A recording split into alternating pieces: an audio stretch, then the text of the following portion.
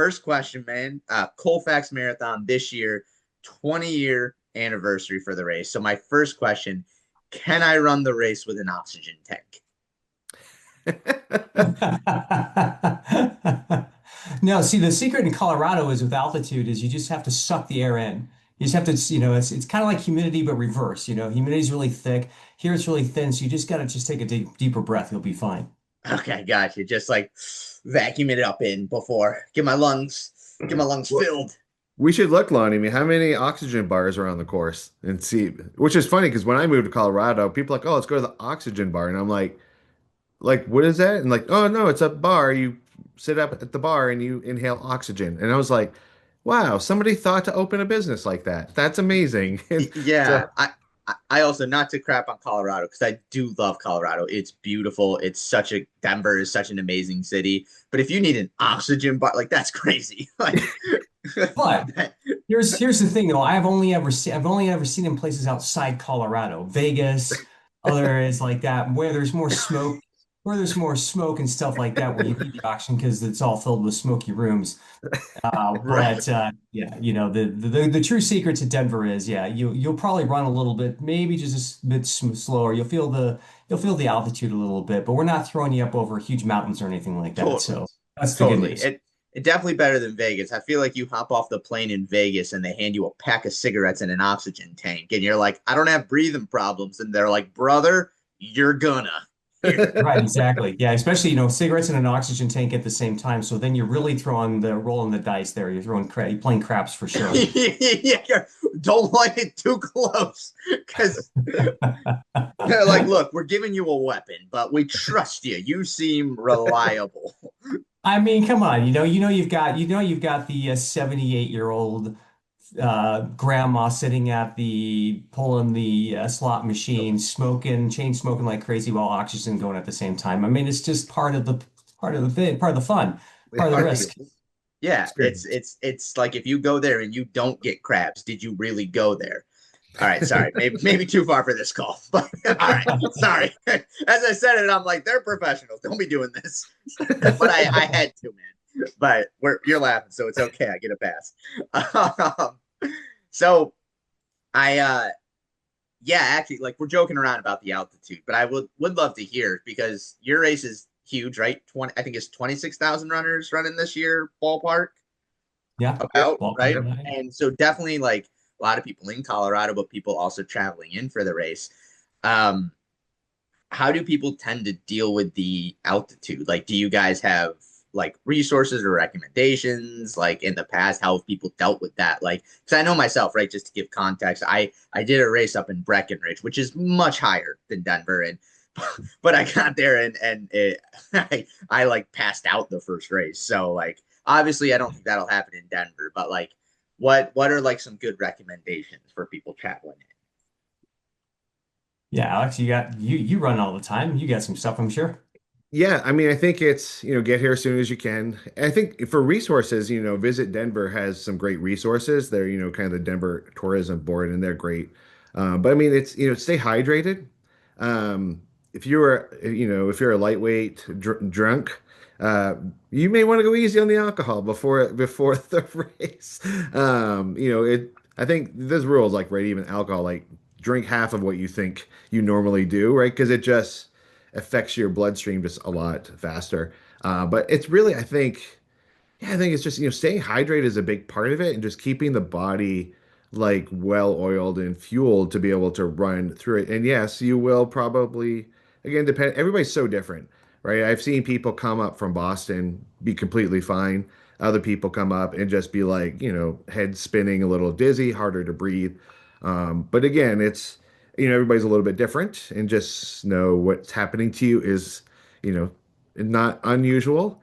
Um, so yeah, so I mean, I think the sooner you can get and acclimate, to the altitude helps, and then again the hydration piece. But yeah, we have wonderful medical team on course. So Not that they'll need it. They definitely won't need it, but not that if you they need it. did, it's there. Yeah. Somebody Right on, somebody's man. there, and I think it's great too, and this, right, in the running community, we all look out for each other, Hmm. and we've seen that too, just on the course, at the expo, everywhere. Like, everybody's just cares about each other and like is watching out for each other. And so, if you feel it's the airport, right? See something, say something. I feel Mhm. like this, it's you feel something, say something, Definitely. tell somebody that you're getting dizzy or you're Right. again, or it might be your stomach gets upset because your stomach doesn't, your stomach might be working a little bit harder Sure. because, it doesn't have all that oxygen. Same with fuel. What you ate at sea level might not be working on the course at a mile high. And it's just all that kind of experimenting and which real all running is. It's just constant like experimenting with yourself and trying Totally. new things. Um, but yeah, Yeah. that's I don't know, Lonnie, if you had any other Yeah. thoughts. Well, I think the key there then is just, if you're not at altitude and you're training, just find a hyperbaric chamber or something like that to lower the Or run oxygen with so you those can kind of masks. I've seen the exactly. masks. So you can Like get a they, little bit used to that. No, I mean, Alex is right. The big thing is hydration. The good news is that, this is Denver. Denver is, if you're not from the area, something like that, Denver lays at the foothills. You're not running through mountains or anything like that. Yeah, there's some hills and things like that, but we're not running up mountains. We're not going 1,000 feet of elevation gain in a short time frame or anything like that. So you'll feel a little bit sleep, hydration. Those are the most important things. If you get here a couple days early, 2, 3, 4 days early, that's great. Enjoy the Mile High City. Take it easy, but hydrate, hydrate, hydrate. I would definitely, like Alex said, stay away from alcohol. It'll affect you differently at altitude. Maybe after the event, that's great. Have that beer. You only need about half a beer to a beer. You'll be wonderful after that. But no, the reality is, it's mostly flat. You'll be fine. You'll be a little bit slower. And the thing is, like with all races, you get to build up the excitement of the day. It'll carry you through part of the way, but try to go, this is even more so, just probably go out just a little bit slower if you're not acclimated to altitude, because you'll feel it'll hit you a little bit harder and exhaust you a little bit quicker. But, 99% of the people are totally fine.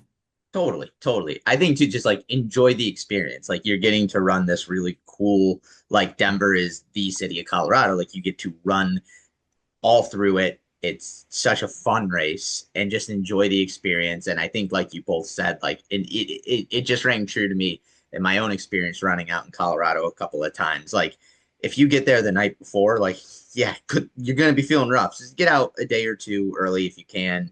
Let yourself get rested, kind of get used to it, and you'll be fine. Yeah, and there's plenty to do. I mean, as you know, right? I mean, I think what we have like 7 concert venues and theaters. Plus, you can go hiking. I don't know how many breweries we're up to now, beyond anybody can count. But even if you don't go for the alcohol, they have plenty of great. A lot of our local breweries have great NA beers as well. But it's just such a great city just to walk around and explore, and I think that helps too. Is like walking and getting your body kind of like don't jump in the car and go 100. Jump in the car and do that grandma Sunday drive. Just kind of take the casual trip around downtown and Right. just kind of ease into it. But I think and it's fun, right? I mean, destination races, you get to explore a city from the middle of the street. Like what other sport or event or travel do you get to do that? So take advantage of exploring new places on your feet because you've trained and obviously you can. So yeah, Yeah, totally. Like the best way to see any city, especially, is just on foot. Like you're gonna get to see way more. You're gonna get to dive into parks a lot easier. yep, If you see somebody veer off the road and start driving into a park, run yeah, because that you're person in trouble. yeah. Um Yeah. in just kind of like diving into your race, trying to like get ready for our call, I saw one thing that really stood out to me that I thought looked so cool. Um you do a public school teachers relay. Mm. I would love to hear about that. Like, kind of what is it? How did it get started? That I mean, I'm still friends with some of my high school teachers. I went to public school and like just a lot of love for that. I don't think I've heard of a race doing something like that. So that's really freaking cool.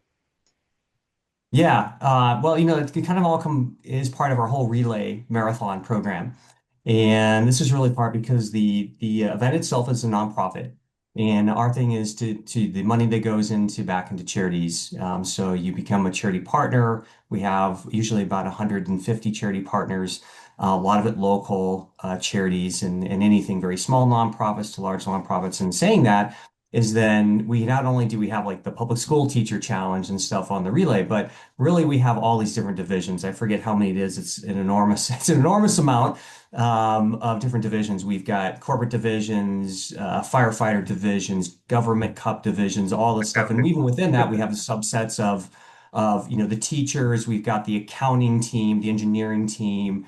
Believe it or not, the accountants tend to be really fast because they're cooped up in little offices trying to account for numbers all day, so they get let out of their cages. But when they do the relay, and this is also a great thing too, like for kind of saying the relay is if you're nervous about a marathon but you want to experience the course, get a team together. That's the fun thing about the event is you've got a distance for everybody and every style. So maybe a marathon is too much to tackle, or even a half marathon. We've got the Urban 10, we've got the relay. Get a group of five people together, do the relay, different legs, there are five different legs on that. But then the cool thing is then the relay based on how you finish. And we usually award prize money, if you will, from first place. Sometimes, Alex, I think we've gone as deep as like fourth or fifth place, depending upon how things work out. And then in June, we have this enormous, wonderful awards ceremony where we award the relay teams their prize. But what their prize money is doing is that it's actually they're donating that prize money back to one of the charity partners. And the charity partners, we usually are donating over $150,000 to these local charities, which is great. So that's why I kind of like we have all these fun divisions.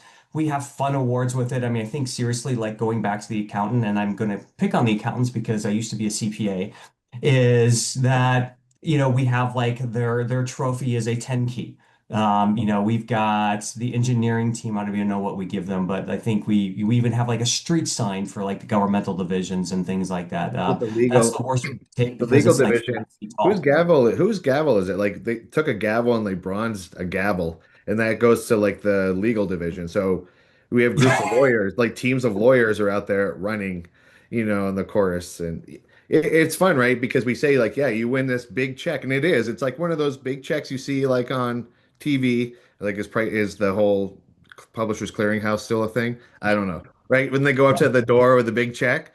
And so like they get the big check, but then they have to hand it right to a charity right there on stage, right? And so it's a great way to run and give back and choose and every runner when you go and register, you can choose a charity to represent and run, which is great too because we all need a little extra karma on running day. Put those chips Right. in the bank. Um, Right. I usually personally try to select the Cheetah Wildlife Fund group, so hoping that'll give me a little extra speed. a little extra push. Yes, yes, and hope that they don't get out at the zoo.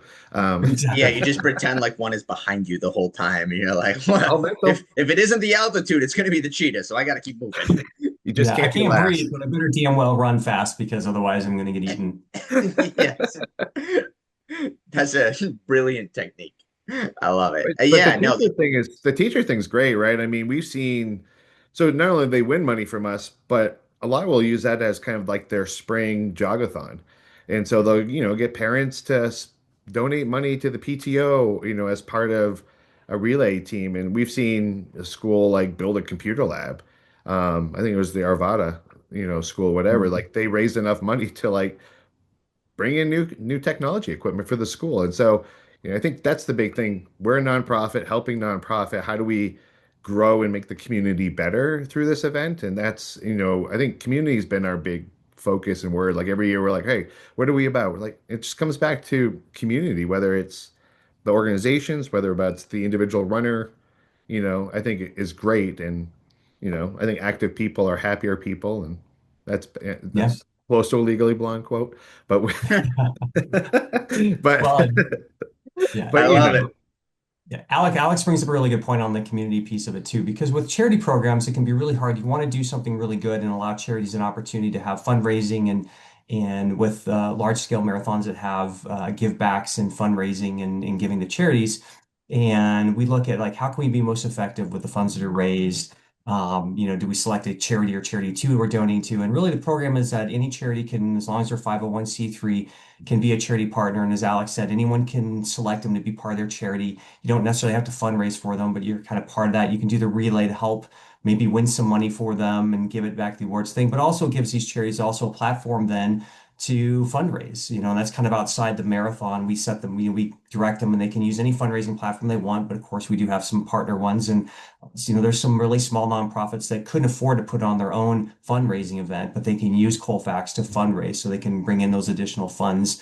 And they can do things, in the different programs that we even have with our volunteers. If you get a group of volunteers together And yeah, it changes a little bit every year, but let's just say you get a group of 10 volunteers and are helping out a water station, then we're going to make a donation to that charity as well, for them bringing in volunteers. So we really make this about trying to impact the community. And the fun thing too is then these volunteer groups and with the relay stuff, some of these people, yeah, it might be the teachers or the teacher gets some friends involved, but they're getting exposed to these different charities too, that they are probably going to hopefully support in the future with different ways because we all hear the big ones, but we don't realize all the little small charities that sometimes don't get the recognition and know that they're really the good that they're doing out in the communities. And they're vital to that. And they need the funds equally as important as our American Heart Association does.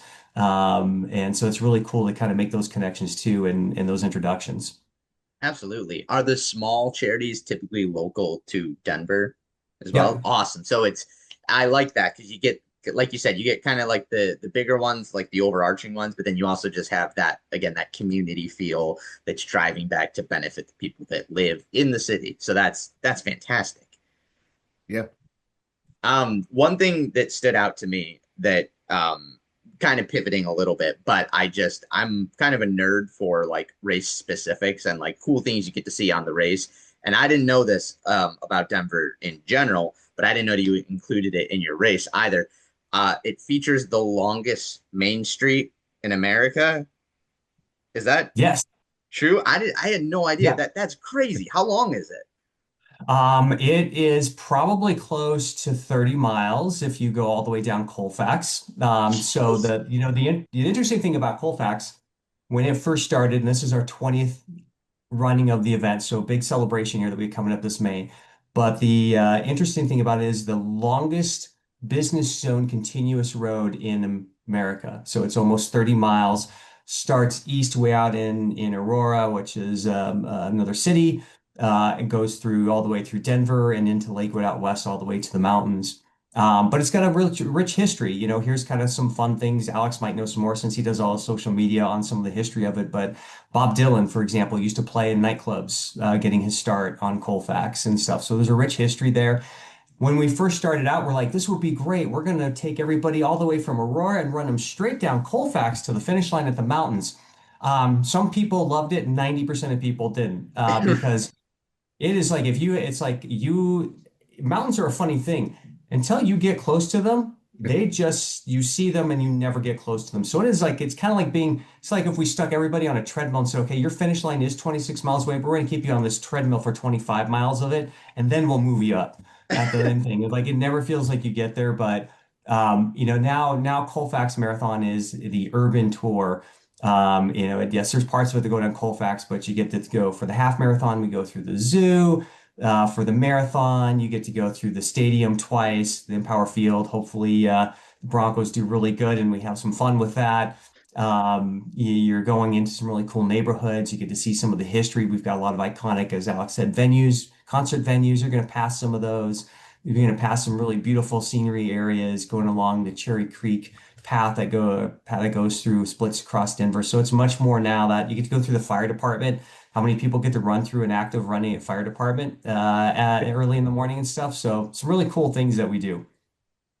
Yeah, that's so cool. I'm just a nerd for like cool. That's why marathons especially are so cool to get to do in a major city because you get to see all these like little historic. I mean, in this case, it's big, but still, like you wouldn't know that necessarily if you were just traveling to Denver for whatever. Like you get to see all these different places and things, and um, yeah, I do applaud you for not making the whole race one straight shot down Main Street, but um, Logistically, that's challenging if you've ever run a point-to-point race anywhere. Like, yeah, I because you're thinking like, where do I park? Start, finish, how do I get back to the cart ray? All of that. So, yeah, yeah. the tour of being able to start and finish in the same place has some.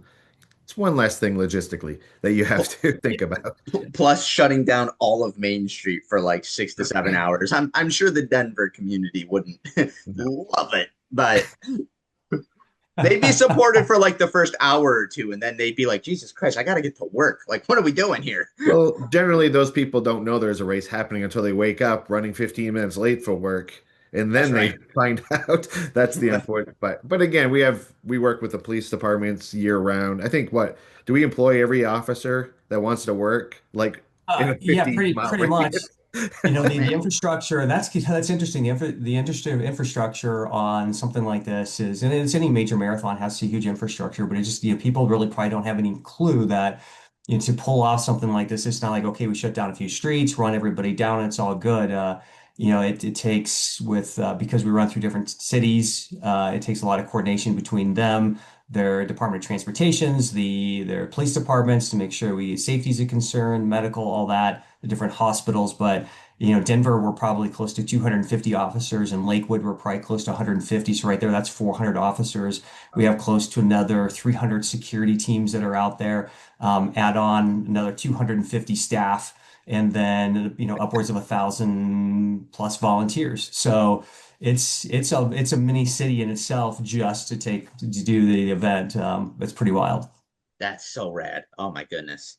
So I speaking of employment, I would love to hear both of your journeys, how you ended up at Colfax, ended up at the organization putting on the race and other races. I just people's journey is always I'm enamored by it. Mine, yeah, I don't, you want me to go first? So I Go for it, mean, Ax.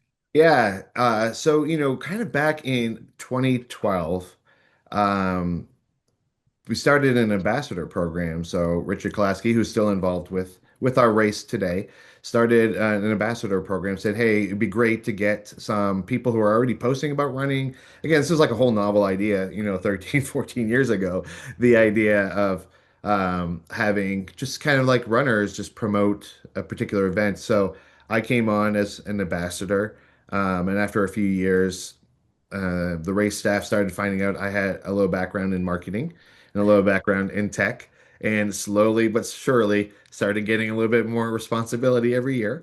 And then I think it was around 2016 took over kind of all of our social media marketing, all of our emails that people get, the whole race day coverage. And then it has just grown, from there. Ambassador program now 30 runners from, we have one in Mexico City. They're from out of state, they're from within state. So really to be able to promote Colorado running in Denver. And then even we've been live streaming on race day as well, which is always fun to see who's getting up at 6 a.m. to watch the start in the dark of, of a major marathon. That's But I mean, but you see that with every other major, right? So we continue to grow and just kind of listen to the feedback. But yeah, and so I mean, I've been running. I mean, my first marathon was in 2009, first ultra 2011, and then yeah, just I think it's important. Anybody who puts on an event, I think it's important. I mean, Lonnie travels all over the world, country, going to events. Doing operations and speaking and everything.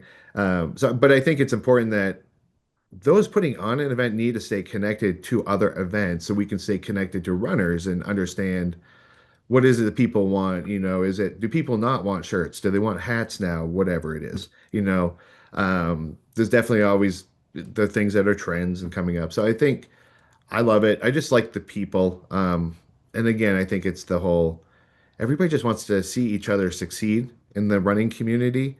Um, I mean, and I've witnessed it on course. I've made great friends in the middle of a marathon that I still to this day keep in touch with. That like all the things in the universe that had to happen for me to run into that person at mile 22, where we were both struggling and we're able to like connect and immediately have that conversation, for that to carry on with a friend now who lives on the other side of the country, but we still stay in touch. We hear those stories, and that's what I think really excites me about this event is like we hear that every year. I stand at the finish line, for like 6 hours and just watch that. Like people come across and they're high-fiving. You would think that they were best friends since childhood, but then you listen to them like, "What was your name again?" And I'm like, you guys didn't know each other like before today? Like right. like the bonds and everything. And so that's what I get excited about, and that's why I love being on the marketing side, being able to try to find those stories and just like it's so much more than running. It's so much more than running. And I get it. I mean, I always running is basically like running a marathon is your entire like life, like in 26.2 miles. It's you start out all excited but a little nervous. The first few miles, you're like high-fiving, talking. Then it gets quiet. And then you start to like question life decisions.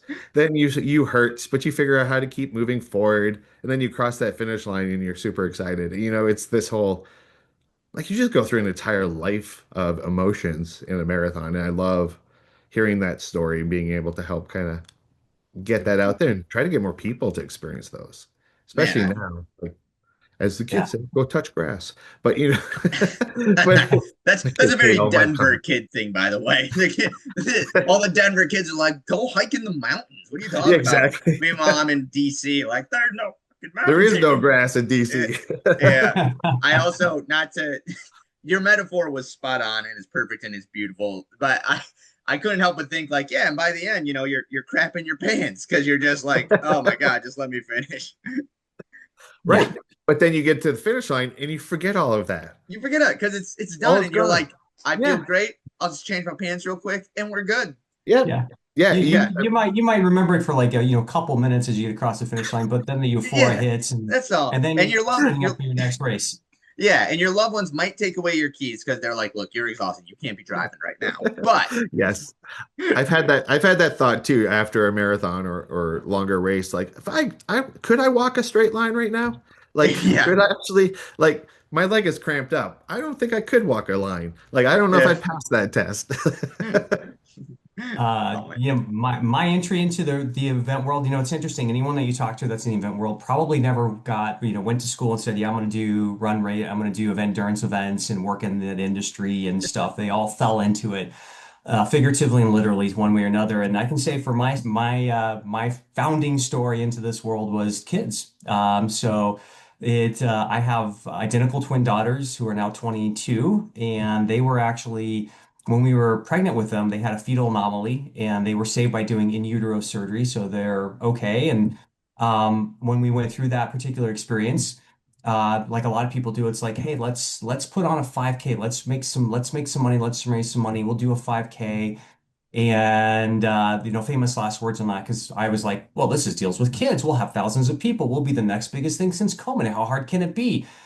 When you say the words, how hard can it be? That's when nature goes and God goes, here, hold my beer. I'm going to smack you upside the head a few times because, yeah, it's 8,000 moving parts. Year one, I can say we were successful in our first race because my wife didn't divorce me after the fact. I mean, it was like, I was completely, yeah, I was nutso. But the Tommy, that launched into that creating an international foundation that deals with all fetal syndromatic issues. What are syndromatic issues? Probably the most common thing publicly people have heard is like spina bifida.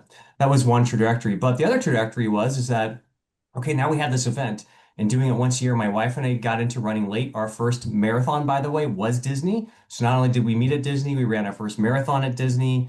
So, oh yeah, yeah, yeah. But before Goofy Challenge, there was the Dopey Challenge. Before Dopey, there was the Goofy Challenge. We did that. We were one of those crazy people. But running really, they kind of made us fall in love with running and the running community. I got more involved with it. Ended up meeting I kind of consider him one of the chairman of the boards, like Frank Sinatra was to the entertainment industry and music, Creed Kelly.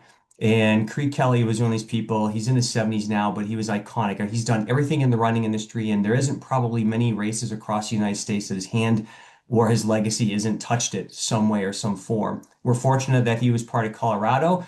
He helped create the Colfax Marathon. He was our event company when I started this race. I wanted to learn as much as possible. So I kind of hooked onto him and he kind of took me under the wing and really started mentoring me on how to really do things. And I learned, I just absorbed stuff. Having that Disney background, I knew that I wanted to create experiences, not necessarily just put a start line and a finish line for people and give them a banana. Thought there was a really good opportunity there. And from that, I got involved with our trade industry organization, which is called Running USA. Became a volunteer board member for 15 years. I understood finances again, the CPA nerdiness part of me. I could never get out of doing treasury, so they even changed the bylaws a few times because I would term out and they're like, wait a minute, nobody else wants to do finances, so you're going to be stuck with us. But I got to meet so many industry people, as Alex said, not only from the standpoint of the runners that you meet, but the industry people. Everyone comes from all walks of life and how they love this sport and what they give to it. And because of Cree, he helped start Colfax Marathon. And then I got involved I've been part of it since the inception.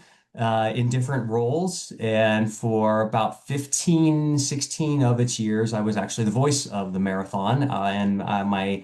And then through all the being the voice, but also I had House Sports, which stands for Healthy Active Living, and we do the production side of stuff. So we were doing small parts that increased, and then Cree decided to retire somewhat. He decided to retire as race director, and a couple years ago, I got the keys to be race director, and I gave him the microphone, so now he does the announcing. But that was kind of the journey. So when they say kids change your life, mine really did.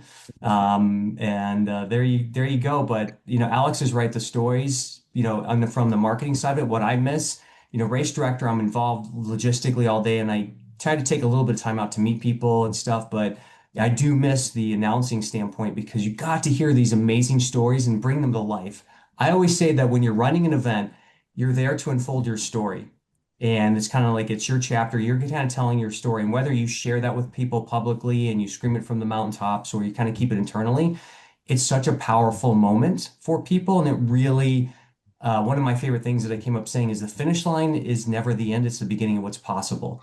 So Alex talks about crossing a finish line. It really empowers people when you do one of those events, whether it's the marathon, the half marathon, the relay, the urban 10, those type of things. It doesn't really matter the distance. If it's a goal for you and you finish that, it's really powerful, those stories. And everybody is there for a different reason. They might be there for a charity.